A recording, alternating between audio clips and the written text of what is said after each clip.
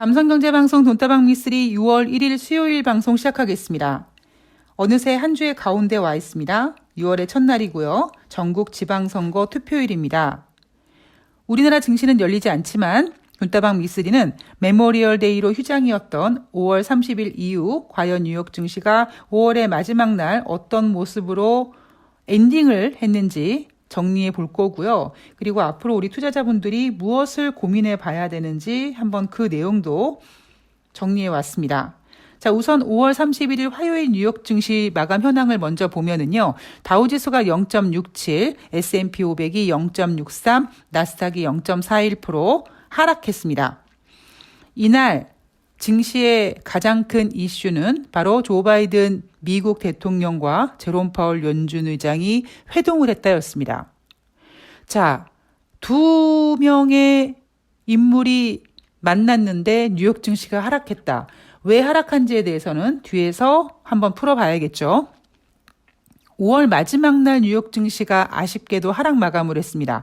5월 달 사실 5월 내내 증시가 지지부진하고 부진했습니다. 다우지수 같은 경우에는 5월 중순까지 8주 연속 하락세를 보였고요. 나스닥과 S&P 같은 경우에는 고점 대비 20% 하락했네, 30% 하락했네, 약세장에 진입을 했니, 안 했니 하면서 갑론을박이 진행이 됐습니다.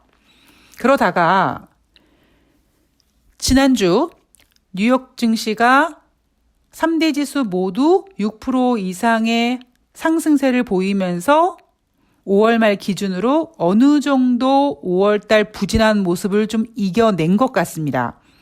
다우지수 S&P 500은 강보합이라는 성적표를 내놨고요. 아쉽게도 나스닥은 마이너스 2%라는 성적표를 내놨습니다. 제가 5월 달 경제 지표를 쭉 말씀드리면서, 그러니까 5월 달에 발표된 미국의 경제 지표를 말씀드리면서 5월 달에 발표된 미국 경제 지표 중에 제대로 나온 게 없다. 5월 초에 발표된 4월 달 고용 지표, PMI 지표, 소매 판매 같은 경우에도 전월 대비 잘 나왔다고 하지만 전월 지표를 수정했기 때문에 전월 대비 부진한 것이었고요. 소비자 물가 지수, 생산자 물가 지수, 엠파이어 스테이트 제조업 지수, 주택 판매 지표 등 거의 대부분의 성적표가 부진했습니다. 그런데 이 5월 달에 발표된 부진한 미국 경제 지표를 경기 침체가 아니라 인플레이션 완화라는 것에 더욱더 주목했던 뉴욕 증시가 지난주 한 주 동안 6%의 상승을 이끌어낼 수 있었던 거죠. 자, 5월의 마지막 날 과연 어떤 경제 지표가 발표가 되는지 보도록 하겠습니다. S&P 코어로지 케이스 실러가 집계한 3월 달 전미 주택 가격 지수입니다. 연율로 20.6% 상승했다고 하고요. 1987년부터 전미 주택 가격 지수를 집계했는데 집계 이후 최고 수준이라고 합니다. 미쓰리, 아니 경기 지표가 꺾였다고 하면서 이 지표는 최고치네? 이건 뭐야? 이렇게 궁금해하시는 분들이 분명 계실 텐데요. 자, 여기서 주목할 점이 뭐냐면 이 S&P 코어로지 케이스 실러가 집계한 전미 주택 가격 지수가 몇 월 겁니까? 3월 달 겁니다. 꼭 5월 달에 발표되는 경제 지표가 4월 달 게 아닐 수도 있어요, 여러분. 예, 그 전에 거 발표될 수도 있어요. 따라서 5월 달에 대부분 발표된 부진한 경제 지표는 4월 달치고요. 이날 발표된 전미 주택 가격 지수는 3월 달 겁니다. 그러니까 인플레이션이 거의 정점을 찍은 거죠. 특히 주택 가격 지수 같은 경우에는 정점을 찍을 수밖에 없고요. 3월 달 연준이 25bp 금리 인상했고 5월 달에 50bp 했고 이제 6월 달에도 할 거고 7월 달에도 할 거니까 앞으로 발표될 4월달, 5월달 전미 주택가격 지수는 이제 둔화될 가능성이 커졌죠. 그리고 5월달 시카고 PMI 지표 같은 경우에는요. 4월달에는 56.4였는데 5월달에는 60.3으로 상승했다고 합니다. 자, 이거는 어떤 걸 의미하냐면 제가 일요일날 이런 말씀해 드렸습니다. 여러분, 인생이나 주식이나 한쪽으로만 가는 게 없습니다. 최근 뉴욕 증시에서 발표되는 경제 지표가 길게는 3개월, 짧게는 2개월 정도의 부진한 모습을 보이는데 잠깐 플러스 될 수 있어요. 어쩌면 그러한 모습의 일환이라고 보시면 됩니다. 그리고 5월달 소비자 신뢰 지수는 4월달에 108.6이었고요. 5월달에는 106.4로 4월 대비 부진했습니다. 그러니까 모든 지표가 전월 대비 부진한 모습을 나타낸 거는 맞는데요. 이제부터는 길게는 3개월 혹은 짧게는 2개월 동안 부진했던 지표들 중에서 일부 지표는 일명 반등이라고 표현하니까 좀 이상한데요. 일단은 전월 대비 상승하는 그런 지표들이 몇 개 발표가 될 거예요. 그건 6월 달에 하나씩 확인해 보면 될 것 같습니다. 자, 인플레이션 심화되고 있죠. 제가 어제 방송에서 말씀드렸듯이 전일 유럽연합이 해상으로 수입되는 러시아산 원유 수입 금지에 합의를 했다. 헝가리가 반대했었는데 아마 헝가리도 합의를 한 것 같죠. 점진적으로 금지를 하다가 2022년 연말까지는 거의 90%에 달하는 원유 수입을 금지하겠다. 따라서 이러한 이슈는요, 국제 유가 공급 차질 우려감을 발생시켰고, 따라서 국제 유가가 상승했습니다. 제가 뭐라고 말씀드렸냐면, 이제는 오펙 회원국들이 증산을 해야 될 때가 왔다. 뭐 이런 얘기를 슬쩍 해드렸는데요. 오펙과 비오펙 국가들이 석유 생산량 합의에서 러시아를 일시 제외시키는 것을 검토 중이라고 합니다. 이게 무슨 소리요?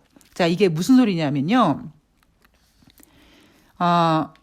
지금 국제유가가 계속 고공행진하고 있잖아요. 미국은요, 지금 그 비축률을 6개월 동안 사상 최대치로 풀기로 했고요. 그다음에 디젤도 풀기로 했습니다. 그럼에도 불구하고 지금 우크라이나와 러시아가 싸우고 있어서 국제 유가가 꺾이질 않고 있어요. 그리고 지난번 4월 달에 세계은행과 IMF가 글로벌 경제 성장률을 둔화시켰거든요. 그때는 국제 유가가 경기가 둔화되면 석유를 들쓰겠지.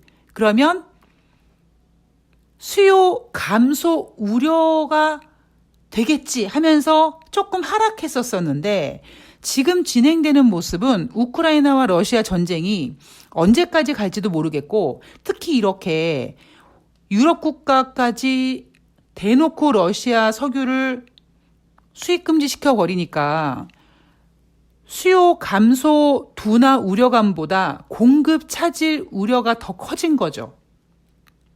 그러면 이제 유일하게 국제 유가를 어느 정도 가격을 잡아줄 수 있는 재료는 오펙 국가들과 비오펙 국가들의 원유 증산밖에 없습니다.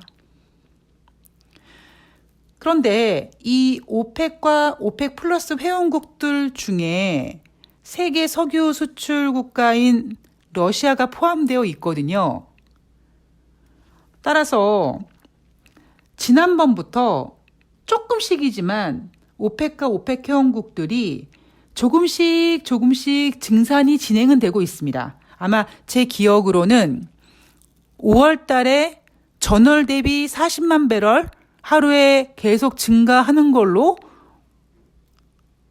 이야기가 있었어요. 그 얘기는 뭐냐면 지금 오펙 회원국들이 엄청난 양을 증산하진 않지만 그래도 예전보다는 조금씩 공급하는 양을 늘려가고 있는 건 사실입니다. 문제는 뭐냐면 그 오펙과 오펙 플러스 회원국 안에 포함되어 있는 러시아는 오히려 지금 원유 공급이 감소되고 있는 거잖아요. 그거는 러시아의 어떠한 그 자의적인 문제가 아니라 미국과 서방국, 유럽 국가들이 러시아 원유 수출을 금지하는 바람에 생긴 문제지만 어쨌든 그 얘기는 오펙과 오펙 회원국들이 우리 증산한다니까요? 라고 아무리 얘기를 해도 이게 잘 안 먹히는 거예요.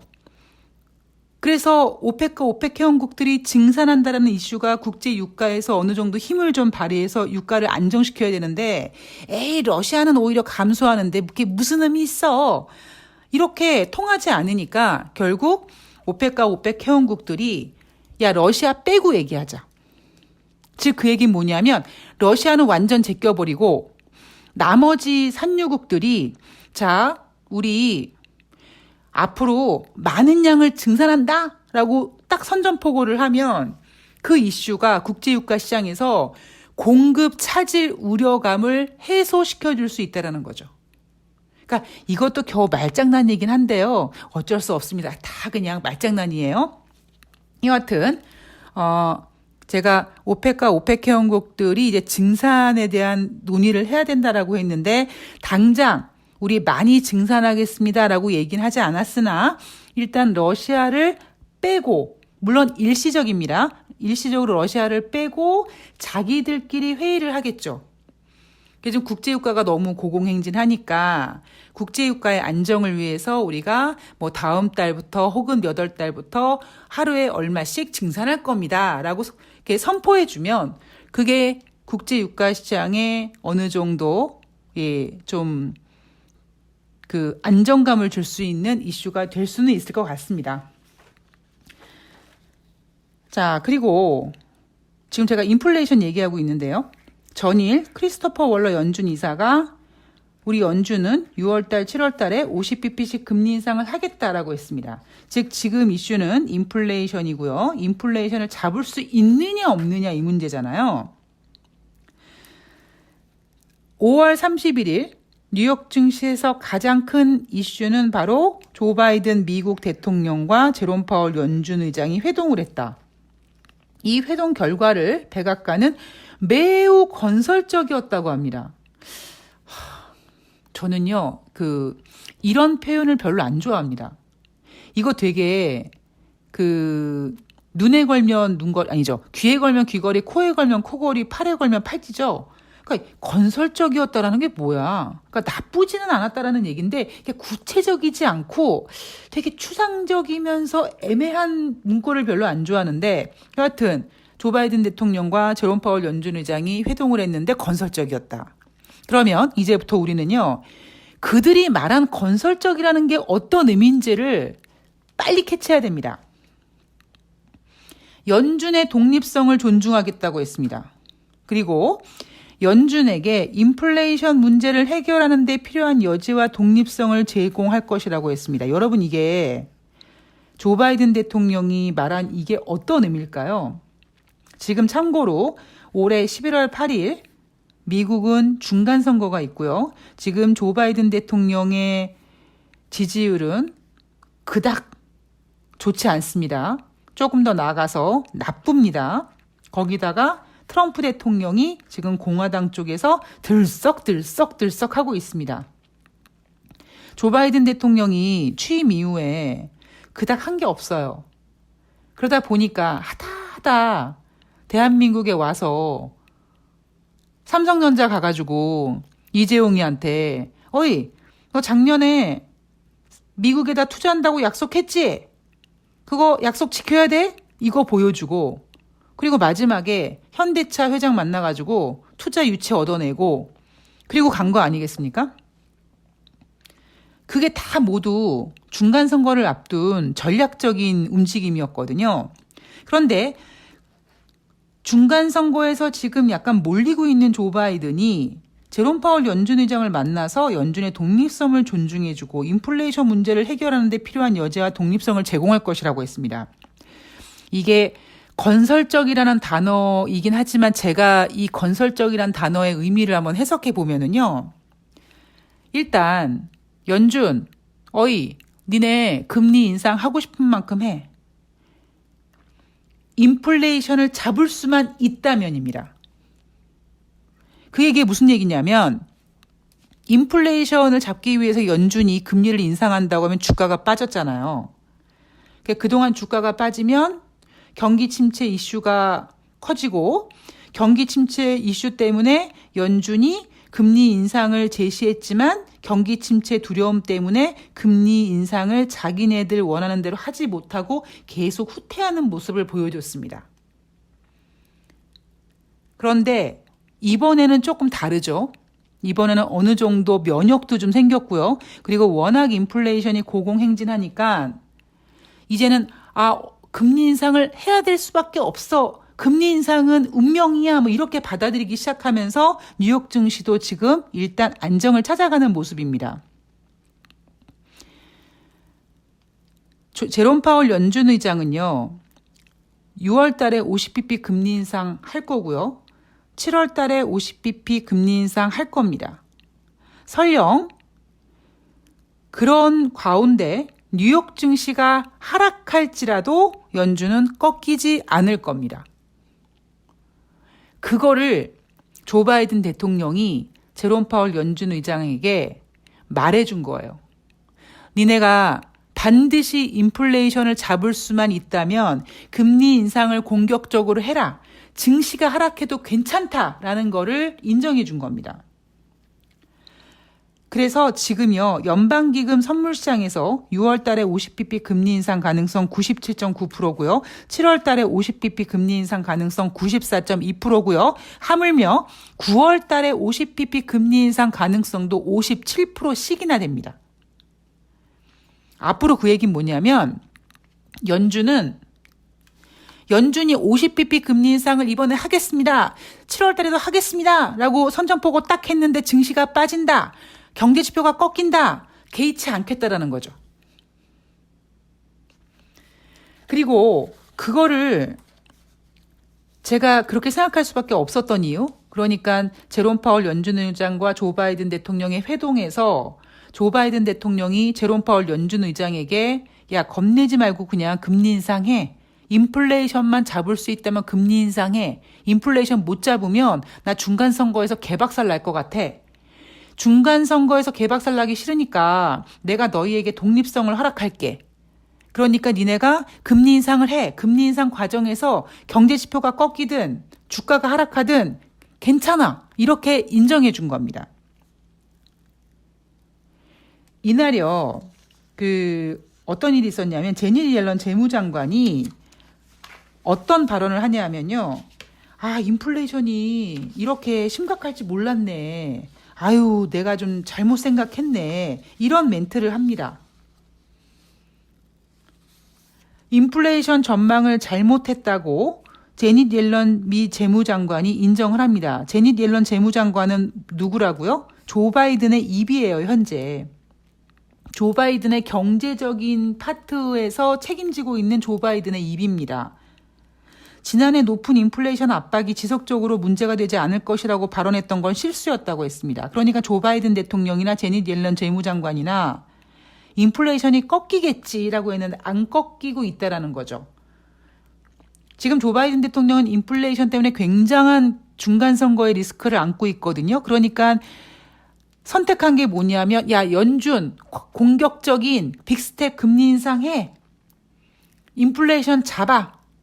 그 이후에 그 과정에서 벌어지는 다 용인해 줄게 라고 한 겁니다. 그러면서 뭐라고 하냐면 제닛 옐런 재무장관이 그럼에도 불구하고 미국 경제가 회복할 것이라고 합니다. 이 얘기는 제롬 파월 연준 의장이 이끄는 연준이 금리 인상을 공격적으로 해서 증시가 하락해도 그거는 일시적인 거고 공격적인 금리 인상으로 인플레이션을 잡는다면 미국 경제는 회복할 수 있다는 거죠. 자, 제가 지금 주저리 얘기를 했는데요. 결론이 뭐냐면요. 6월 달에 50bp, 7월 달에 50bp 금리 인상 할 거고요. 저는 조심스럽게 이렇게 조 바이든 대통령이 공격적인 금리 인상을 경제지표가 꺾이든 주가가 하락하든 괜찮아 인플레이션을 잡을 수만 있다면 해버리면 정말 재수없게 75bp 금리 인상도 할 수 있을 것 같습니다. 자, 이게 뉴욕 증시였고요. 지금 시장을 어떤 유튜버님께서 제 방송에다가 지금은 데드캣 바운스가 아니라 베어마켓 랠리입니다 라고 댓글을 달아주셨다가 지우셨더라고요.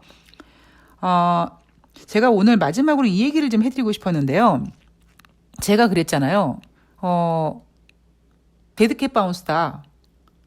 참 잔인하죠. 왜 죽은 고양이를 비유하는지. 그런데 뉴욕 증시가 지난주 일주일 동안 3대 지수 모두 6% 상승하고, 그리고 국내 증시도 외국인들이 막 매수세하고 막 외국인이 돌아왔네 뭐 하네 막 이러면서 뉴욕 증시와 함께 우리나라 증시도 좀 좋아지는 것처럼 보이잖아요.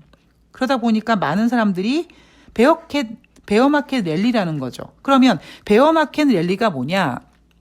자, 우리 주린이 분들을 위해서 간단하게 설명해 드리면, 왜 우리는 그러니까 증시가 좋은 거를 황소시장이라고 하고, 불마켓이라고 하고, 증시가 안 좋은 거를 곰마켓이라고 하잖아요. 그 이유가 뭘까? 저는 인정하기 싫은데 그냥 들리는 풍문에 따르면, 황소가 막 달려가서 고개를 숙이고 그 머리에 달린 뿔로 이렇게 아래로 이렇게 U자를 그리면서 고개를 쳐들고 뭔가를 들이받지 않습니까? 그렇게 황소가 무언가를 들이받을 때 고개를 쳐드는 모습이 주가 상승을 생각하게 한다. 전혀 전 생각나지 않는데 어쨌든 생각나게 한대요. 그래서 강세장을 황소장이라고 하고, 그리고 곰 같은 경우에는 무언가를 공격할 때 두 발로 서가지고 두 앞발로 위에서 이렇게 아래로 내려치거든요. 그러니까 곰이 발로 위에서 아래로 내려치는 그 모습이 주가의 하락을 생각하게 만드는, 전혀 생각하지 않는데 하여튼 그렇다고 하더라고요. 그래서 약세장을 베어마켓이라고 합니다. 그러면 결국에 베어마켓 랠리와 데드캣 바운스 차이가 뭐냐? 그러면 베어마켓 랠리라는 건 이거예요. 그러니까 베어마켓 랠리와 데드캣 바운스는 주식시장이 안 좋은 건 공통점이에요. 그런데 베어마켓 랠리는 뭐냐면, 우리가 랠리라는 단어를 약간 일시적이라는 느낌보다는 조금 길게 유지된다라는 의미를 갖고 있지 않습니까? 그러니까 베어마켓 랠리는 증시가 안 좋은 상태, 하락장에서 발생되는 반등이긴 한데, 이 반등이 조금 길어져서 랠리를 보이는 거다. 그게 바로 베어캣 랠리고요. 데드캣 바운스는 뭐라 그럴까요? 조금 강도 차이가 있어요. 일면 죽은 호랑이니까 좀 세 보이지 않습니까? 그 어감 같은 게 좀 잔인해 보이잖아요. 그러니까 급격한 하락 장세에서 반짝 반등하는 거를 데드캣 바운스라고 한다. 결국 베어마켓 랠리와 데드캣 바운스의 차이는 강도의 차이라고 생각을 합니다. 문제는 뭐냐면, 이게 무슨 의미가 있습니까? 그러니까 여러분, 제가 몇 달 전에 여러분 지금이 스태그플레이션이에요 그러잖아요. 그게 보면 스태그플레이션이 경기 지표가 둔화되는데 물가는 계속 올라가는 거잖아요. 그런데 그때 전문가들이 뭐라고 했냐면, 스태그플레이션이 당장은 오지 않을 것이다. 이렇게 얘기합니다. 그게 무슨 의미가 있어요? 이미 스태그플레이션인데. 그리고 여러분 생각해 보세요. 베어캣 랠리다. 그럼 하락장에서 증시가 반등하는데 그 랠리가 좀 더 이어간다. 그러면 전문가들이 여러분 지금 베어마켓 랠리입니다라고 합니까? 전만의 말씀입니다. 그런 얘기 안 합니다. 하락장에서 반등하고 그 반등이 눈에 띄게 조금만 이어지면 전문가들은 장밋빛 전망을 그립니다. 어떻게? 마치 6월 1일 제가 지금 보고 있는 중에 어떤 이야기가 나오냐면, 외국인들이 지금 며칠 동안 대한민국 증시를 사주고 있기 때문에 상승세로 전환될 가능성이 크다. 이런 보고서가 나옵니다. 그리고 급격한 하락장에서 상승 반등한다. 그거를 우리가 와 지금이 데드캣 바운스야 이럽니까? 급격한 장세에서 막 하락했다가 다시 살짝 반등하면 전문가들이 뭐라고 합니까? 쫄아가지고 아유 앞으로 변동성이 더 커질 거예요 이렇게 얘기하죠. 그러니까 제가 드리고 싶은 말씀은 이러한 단어가 아무런 의미가 없다라는 거예요. 그저 투자자들은 지금이 베어마켓 랠리래, 지금이 뭐 불마켓이래, 이런 거에 의미를 두지 마시고요. 조금 더 냉정하게 좀 현실을 직시하는 이런 단어의 의미와 가치를 두지 마시고 여러분의 증권 계좌를 보호할 수 있는 그런 냉정한 시각이 필요하다고 생각을 합니다. 저는 앞으로요, 베어마켓 랠리니 데드캣 바운스는 이거 의미 없고요. 제가 지금 가장 고민하고 있는 문제는요. 다시 말씀드린 대로 조 바이든 대통령이 제롬 파월 연준 의장에게 어이, 네가 하고 싶은 대로 해. 이렇게 했습니다. 그렇게 얘기한 이유는 조 바이든 대통령이 중간 선거를 앞두고 좀 굉장히 몰려 있어요. 그러면 제롬 파월 연준 의원들은 잘못하면 6월 달에 75bp 금리 인상도 내놓을 가능성이 있습니다. 왜? 대통령이 용인해 줬는데 물가 빨리 확 잡아버리고 그냥 하반기에 그냥 동결시켜버리지 뭐. 이런 생각할 수 있거든요. 자, 여기에다가 제가 6월 달에 50bp, 7월 달에 50bp 금리 인상이 우리가 알고 있는 악재라고 생각하시면 안 됩니다. 왜? 아직까지 6월은요. 지금 오늘 하루 시작했어요. 아직까지 6월 달 FOMC 보름 정도 남았단 말이에요. 그런 과정 속에서 금리 인상이 증시의 악재인데 이게 어떻게 우리가 알고 있는 악재는 더 이상 악재가 아니고 이제 앞으로는 그러려니 하고 증시가 올라간다고 생각합니까? 전 세계 미국만 있으면 그게 가능하다니까요. 근데 당장 여러분 6월 1일 날 중국 증시 열렸거든요. 예, 중국 증시 제가 지금 방송하고 있는 게 딱 정오가 지나가고 있는데요. 중국 증시 지금 오르락 내리락 움직임이 보이고 있습니다. 혼조세예요. 왜 혼조세냐면 상하이가 6월 1일부터 이제 봉쇄에서 해제됩니다. 기대감이 있죠. 그러면 중국 증시가 막 상승해야 되지 않습니까? 항생지수도 그렇고 막 올라가야 되지 않나요? 근데 못 올라가요.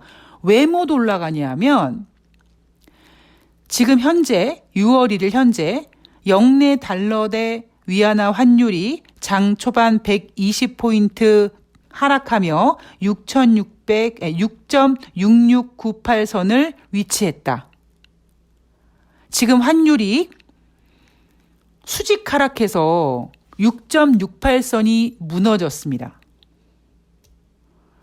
미국이 자기네들이 경제가 좋아서 금리를 인상하는 가운데 주가가 상처받을 수 있고 그 가운데 경기 침체 이야기가 나올 수 있으나 그럼에도 불구하고 인플레이션을 잡기 위해서 금리 인상 50bp 해라. 2번 해라. 네 맘대로 해라.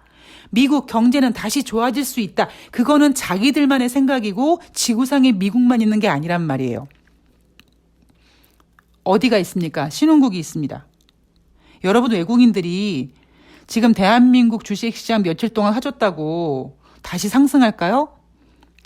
전 그렇게 보지 않습니다. 앞으로 주식시장이요. 굉장히 고통스러운 장이 될 거라고 생각을 합니다. 이게 뭐 데드캣 바운스, 베어마켓 랠리 이런 게 아니라 인플레이션과 미국의 정치적인 불확실성이 막 교차하면서 신흥국 대한민국 정신 못 차릴 가능성이 상당히 큽니다. 제가 어제 두 군데 증권사 증시 전망해드렸죠. 교보증권과 하나금융투자증권. 약간 보수적인 관점을 갖고 있는 교보증권조차도 긴 장기적인 시각으로 봤을 때 긴 장기적으로는 부진하지만 그나마 숨 쉴 수 있는 달이 6월달, 7월달이다라고 했고 하나금융투자증권은 나름 장밋빛 전망을 제시했습니다. 그러면서 우리가 꿈꾸고 있는 게 뭐냐면 지금 시장은 베어마켓 랠리라고 하지만 제 생각엔 중국이 그렇게 베어마켓 랠리를 만들어주지 않을 거라고 생각을 합니다. 미국이야 워낙 쓸 카드가 많아서 자기들끼리 만나서 금리 인상을 용인해주고 미국 경제 회복할 수 있다고 자신감 주고 하지만 지구상엔 미국만 있는 게 아니거든요. 그래서 여러분 우리나라 증시가 조금 오르고 막 이랬다고 전문가들이 막 아이고 여러분 뭐 베어마켓 랠리예요. 뭐 주식시장이 3,000포인트는 아니지만 그래도 지금 나름대로 잘 되고 있어요. 이런 소리에 크게 뒤통수 맞을 일 생기실 수 있습니다. 예, 조심하셔야 됩니다. 자, 오늘 하루 선거 꼭 하시고요. 예, 선거 꼭 하시고 저는 이따 5시에 새날에서 뵙도록 하겠습니다. 좋은 결과 나왔으면 좋겠네요. 저 지방선거 이후에 저도 중장기적으로 좀 계획하는 게 있어서 좀 그 플랜이 어느 정도 정리가 되면 제가 여러분들께 말씀드리도록 하겠습니다. 자, 오늘 하루 잘 보내시고요. 6월 한 달, 오늘 첫날 시작이니까 즐겁고 행복하고 신나는 일이 많이 일어나는 6월 달 되시기 바랍니다. 고맙습니다.